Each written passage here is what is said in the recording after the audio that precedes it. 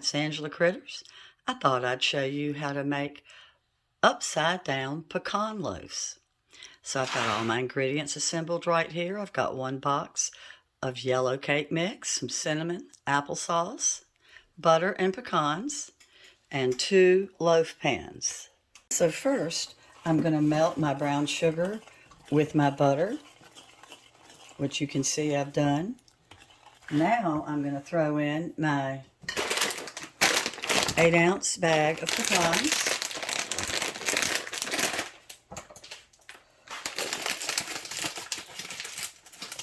And they're actually going to kind of come to a little boil. They're going to bubble up. Now, if you're doing this in a bundt pan, then you're going to want to break up your pecans and make them into little tiny pieces, because these won't go into the grooves of a bundt pan. You can also do this in like a 9x13, but if you do, make sure that you cut parchment paper, because it's a little bit hard to get out. Now, I like to do 2 and eat 1 and freeze 1 or give 1 away. So we've got this going, and so what we're going to do right now is we're going to get our cake mix started. This is the greatest cake because it doesn't use any egg or water. So I'm dumping in my box of cake mix, my 15-ounce yellow cake mix. I'm using a Duncan Hines. And this is the trick. 24 ounces of applesauce.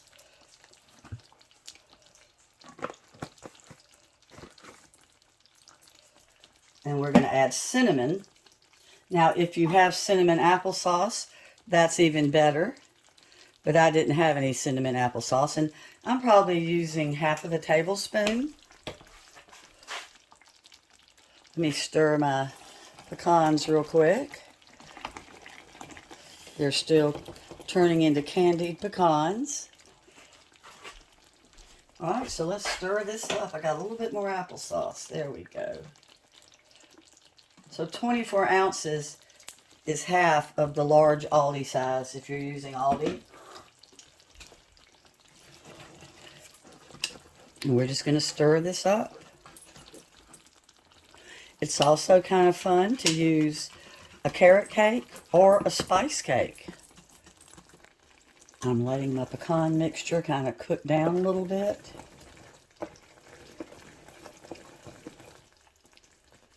See how I'm letting it kind of bubble? I'm letting the brown sugar and the butter kind of cook into those pecans. It's going to, actually, it's going to absorb all that candy flavor. I'm not going to let it absorb all of it, of course. See how I'm letting it kind of come to a little bubbling boil? And it's on a very low heat. And then in just a second, I'm going to pour them into my prepared loaf pans. I put parchment paper on the bottom to be safe. And I'm also going to spray them. All right, let's cut this off and get ready to pour in. Look at that.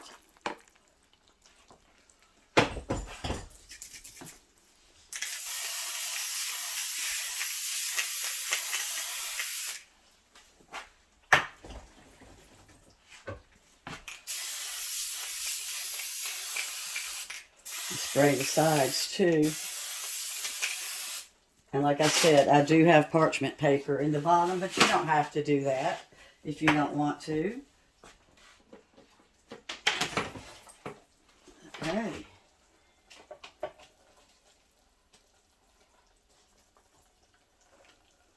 And I'm just kind of eyeballing, of course.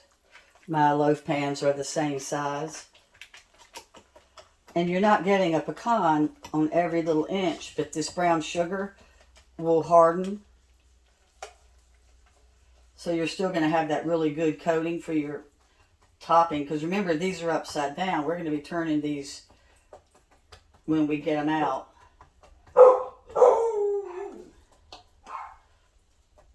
Let me get my spatula. I'm going to make sure and get all of this good syrup out. I don't want to waste any of that. If you don't own a spatula, ask somebody to give you one for Christmas because you really use them a lot in cooking.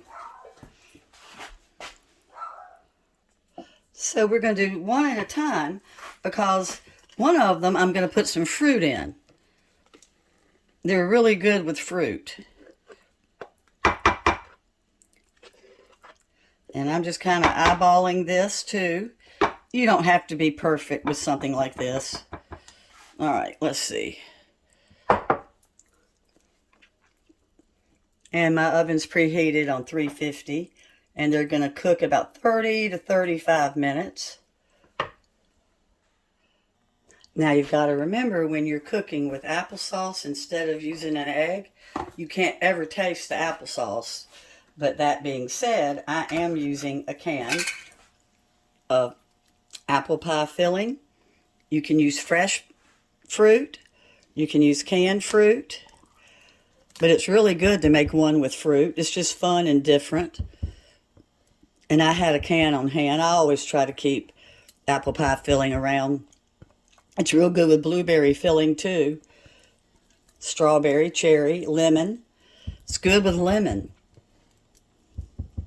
And when you do it with lemon, it's fun to make a glaze. You know, a confectioner sugar glaze that you're going to pour over the top of your pecans after you invert the cake. This mixing bowl probably weighs 50 pounds. I shouldn't have used one this big.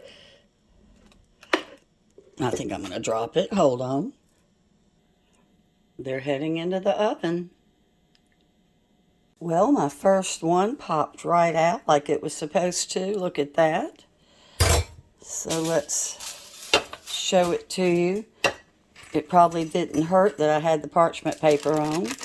Oh, would you look at that? Isn't that beautiful? So let's put that one up. And the other one will be out of the oven in just a second. Now, if you don't like cinnamon, leave the cinnamon out. If you want to use a different flavor cake, like vanilla or coconut, just use any flavor cake you want. It doesn't have to be a yellow cake. So let's hope this one comes out. I didn't distribute my batter evenly. This cake's twice as big. It took twice as long to cook. Might have been because the fruit was in it. So let's hope it comes out. Normally, you know how you leave a cake for 15 minutes before you flip it out?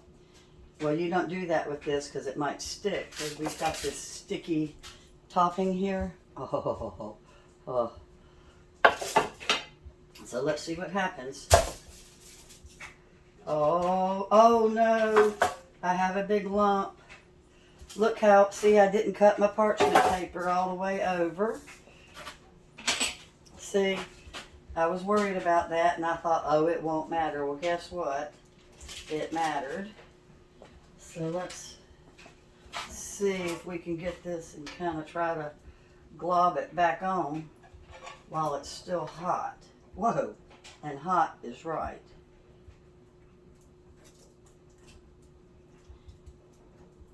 So what I can do, because I was going to freeze this to serve for Thanksgiving, what I'll do is I will make a confectioner's sugar glaze, and I will start the glaze from here, and I will just drizzle the glaze.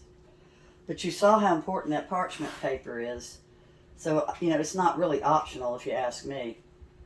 Well, let me know how you like the cake, if you make it, or if you've already had one before. And I'm going to put my directions in the description. And you know I just love cake mix cakes. And this is right up there with them. It's really good. And it'll be in my playlist of desserts made from cake mix. Thanks so much for watching. Bye-bye. Oh, and I think I told you, this one did cook longer. And this one did end up cooking at 40 minutes. It could just be it's my stove, and it's a very humid day. That might be why it took a little bit longer. Bye-bye.